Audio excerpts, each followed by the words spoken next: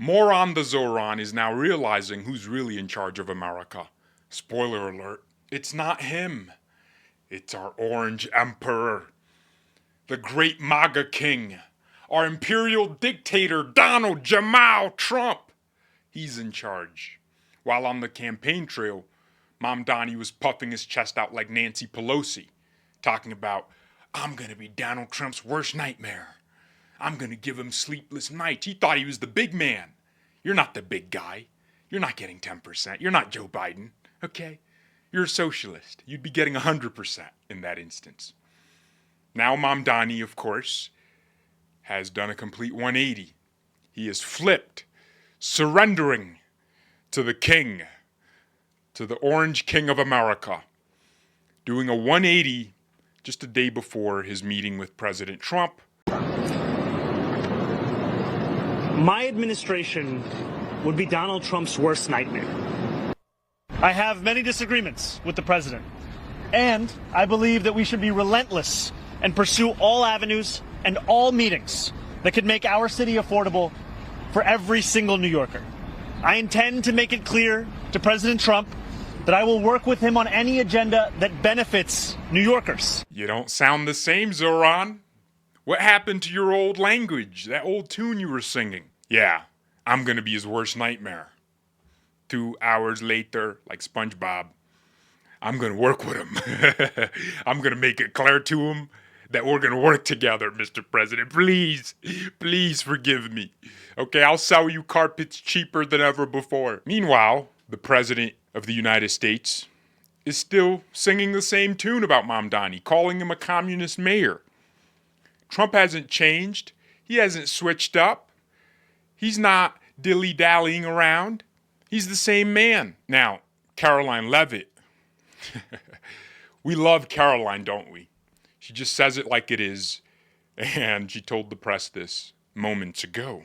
I'll just add, it speaks volumes that tomorrow we have a communist coming to the White House because that's who the Democrat Party elected as the mayor of the largest city in the country. I think it's very telling, but I also think it speaks to the fact that President Trump is willing to meet with anyone and talk to anyone and to try to do what's right on behalf of the American people, whether they live in blue states or red states or blue cities, in a city that's becoming much more left than I think this president ever anticipated in his many years of living in New York himself. Trump is a New Yorker, so he's going to want the best for New York. But the White House hasn't changed their tune, Zoran. Why are you changing yours? Are you realizing that Trump holds a lot of the cards? Are you realizing that he has the power to deploy the National Guard into your city if you wreck it too much? And there's too much crime, too much criminality? Are you realizing that the President of the United States is empowered by the Constitution, by many laws, to deploy military troops and federal law enforcement into New York City if things get bad enough? That's the thing Zoran Mamdani didn't calculate. It's the power of the office of President of the United States. The founders very clearly wanted the President of the United States to overpower a mayor in New York City, of course. If New York were in any other country, I'd be terrified of what Mamdani would do. I'd actually be really concerned. But because this is the United States and we have a federal constitution which overpowers the state constitutions and state laws and city ordinances, I feel comfortable. Mamdani is certainly going to implement radical policies in New York City.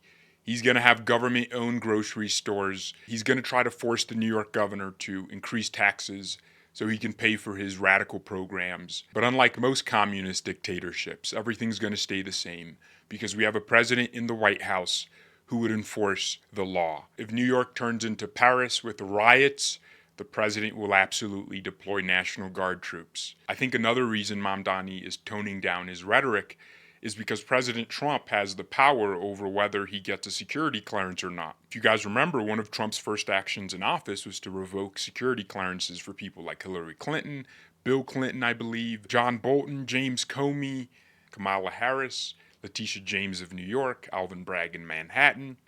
A lot of people got their security clearances revoked, so it's not something new. Trump could revoke security clearances from Mamdani while only giving it to top dogs at the NYPD. A move like that would make Mamdani look so foolish. Because you're the mayor of New York City and you're getting less briefings than your security personnel at the NYPD? That makes you look pretty powerless, doesn't it? And there's enough reason for Trump to do this beyond the personal insults Mamdani has hailed at the president. For example, in September, Mamdani flew to Colombia to hang out with the socialist president, Gustavo Petro, somebody who has called for a U.S. military coup against President Trump, and someone who has been implicated in narco trafficking to the United States. That's certainly not helping his case. Beyond sending National Guard troops and potentially revoking Mamdani's clearances, President Trump also controls a lot of federal funding. Of course, states have their appropriated funds, but Trump could stop a lot of federal contracts going to New York. He won't bail out New York when Mamdani's deficit is in the billions. The amount of things the president has the power to do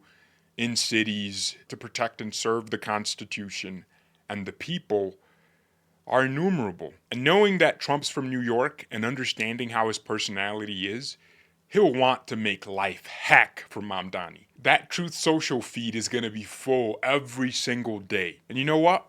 Even though I believe we the people should get the government we deserve, get the leaders we voted in, I completely understand Trump stopping Mamdani from implementing the full range of his socialist policies, because it's going to help the people of New York. Okay, thanks for watching. Goodbye. Forgot to say it in the video.